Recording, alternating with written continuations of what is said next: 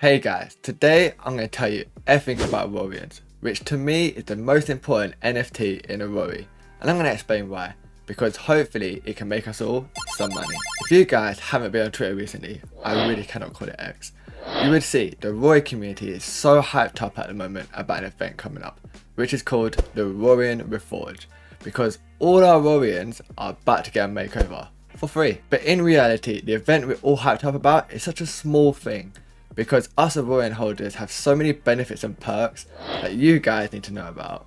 So sit back and let me explain to you why Aurorians are so important.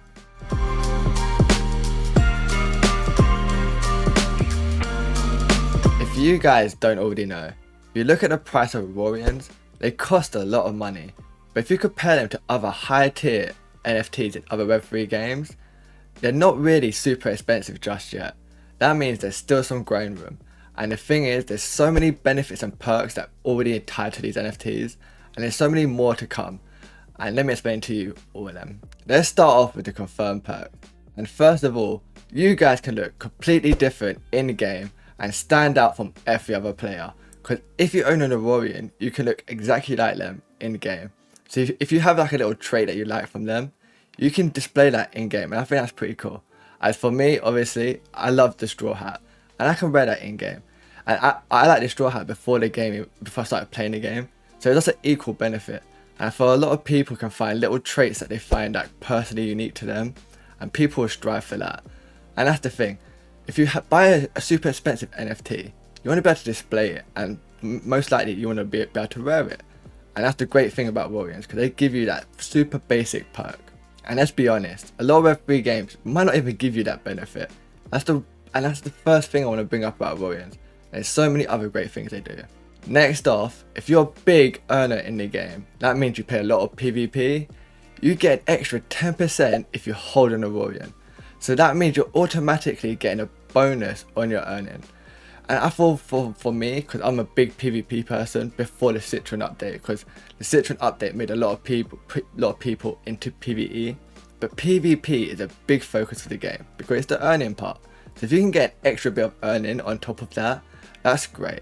And the thing is, in your mind, that's a little bit of return on investment on you buying your NFT.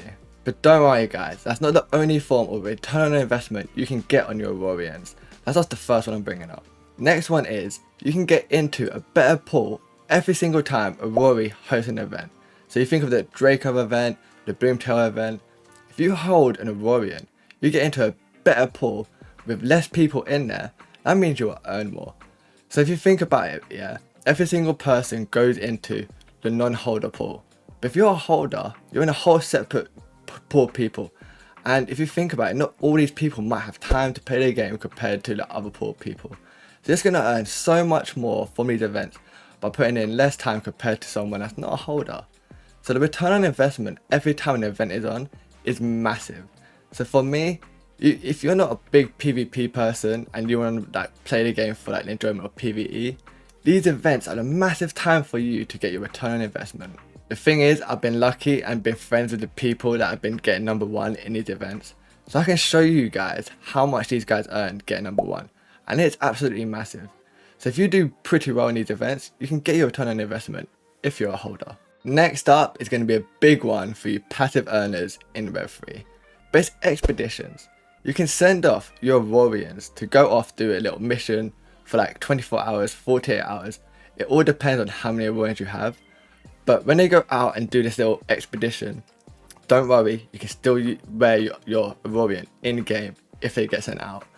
But if you send them out, when they come back, they bring you back rewards. That could be crystals, Aurory, eggs, NFT eggs. And in the future, the team has said they're going to be expanding upon this expeditions. So no doubt the passive earning in the game is going to get better. So if you guys want a passive way of getting your return on investment on the Aurorians, expeditions is going to be the way to do it. And them getting better, that just means you want to get in now before it's too late and the passive earnings get too good. These next two perks aren't kind of game related, but they kind of are at the same time. I'll call these more like benefits. But if you're an Aurorian holder, you get extra channels within the Discord of Aurory. And some of these channels are just chat channels, so you can talk with equal-minded people that have invested at the same level as you and can talk about high level investments and things like that. But another one is you can get whitelist spots and mintings for random projects and partnership that Aurory is with. I think that's a really cool feature, but not a lot of people utilize it, and I feel a lot more people should. Because if you're thinking about how can I get a return on investment on my Aurorian, because I paid so much money for it, using these whitelist spots is definitely going to be a good and key way to do it. Even though it's a giveaway system, a lot of people sleep on this, so you definitely have a good chance of winning. To be fair, now I made this video talking about it, it might not be slept on as much, so get there early. But circling back to some of the channels you get, Niftyville, Token Talk. Token Talk is a big one, because if you want to talk to more people about Aurory and the token, and you're more focused on tokenomics, that's going to be the place where you're going to find equal-minded people talking about the same subject. Because if you're going to talk in like Seekers of Tokane channel or Kitty Tavern, more likely people are going to be talking about the game related stuff. So if you want to get more in depth with like the earning, token side and tokenomics, holding an Aurorian is definitely going to be a great path for you to like meet people and like bridge more and learn more about the game. This last perk and benefit is kind of an add-on towards like Aurory itself, because it's kind of like a side branch of Aurory, which is the dowry. And that is basically the DAO related to Aurory. And it'll take too long to explain the DAO in depth. But some of the perks you get for being an Aurorian holder with the DAO is you can make proposals and kind of present ideas towards the DAO and kind of get support in many different ways. If you have an idea that benefits Aurorian holders and Aurory to grow. So I think that's a great thing, because obviously it's a paywall to get into this. But at the same time, if you're willing to invest this high into the project, no doubt you have ideas possibly that could help it grow even more. And on top of that, every 6 months, the council that run the DAO, it basically change every 6 months. And each time, the people are held up to a vote. And if you're an Aurorian holder, you get 1 vote per an Aurorian you hold. So if you have a bunch of Aurorians, you hold big voting power when it comes to putting people into power when it comes to the DAO. And I think that's great, because it allows the people to kind of have a say. And I guess you can always say, oh, a whale can come in, hold a bunch of Aurorians and control a bunch of the vote. Which is true, but at the same time, it allows the people to have some say of a vote. Okay, if enough people can outweigh any whale. But this is just a short explanation on all the perks that are already out. There's so much more detail I can go into them, but I don't want to make this video super long. But let me tell you some of the perks that are confirmed to come out, but we don't know a lot of details on. So that means I'm going to tell you everything that we know so far. I know I talked about a bunch of perks that we already have, but the perks that are coming soon are going to be so much better.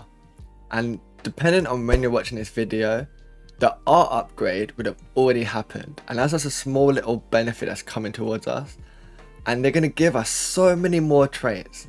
And with more of these traits, means we're going to get more benefit dependent on what trait you have. I haven't gone into much detail about any of this, but just know the trait system is going to be explained a lot more in the future, and when it is, we're going to break it down. One of the new things that Aurory is bringing out soon is collection score, and Aurorians are going to be a big part of that, because they're one of the highest tier NFTs when it comes to collecting points. But the thing is, the team hasn't explained it super in depth yet. All we know is when it comes to the tiers of NFTs that are getting collected for points, Aurorians is the second most important. But in my mind, it's the most important one, because having NFTs leveled up as number 1 is exactly the same as having NFTs at the bottom. Another thing that they recently just dropped today, but they haven't explained a lot, which is the loyalty system. But in short, the longer you have your Aurorian within sync space, which is within the game, the more benefits you will get within the loyalty system. But that is literally all we know so far. My advice to you is get your Aurorian in sync space as soon as possible.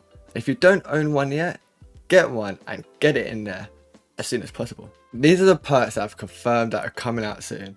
But for me, I want to give you a bit of speculation from my side, because in my mind, there's so many benefits that can come with Aurorians, and it can be so simple.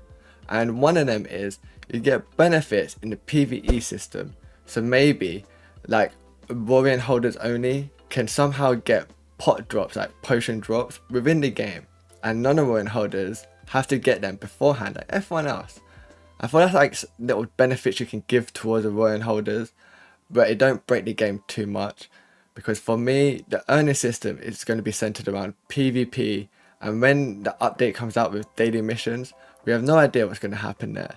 But collection score should have a big focus then, and that means Aurorians will have a big benefit when that system comes out. Another two things I feel that can come with it are like very short, but you can also get beta access to any new updates or game modes and things like that in the future if you're a holder. I think that's a simple little benefit that you can have. And another thing is, and I feel like this will be a bit controversial, but maybe Aurorian holders get either a discount or an increased higher rate of hatching a good thing when you hatch monsters in the game. I'm pretty sure not a lot of people like that. That's why I left it right at the end of the video, because it's just an idea that people could have. Right? It's like little benefits you could tie to Aurorian holders, but no doubt the team have so many things planned that we don't even know about. But that's everything we know about Aurorian so far, and the things we know are coming in the future. But that means you guys need to go buy one right now. Otherwise, it might be too late. To all my Aurorian holders and future Aurorian holders, we're going to catch you guys next time. But until then, remember, be a shark in this world, not a whale. And we're going to see you guys next time.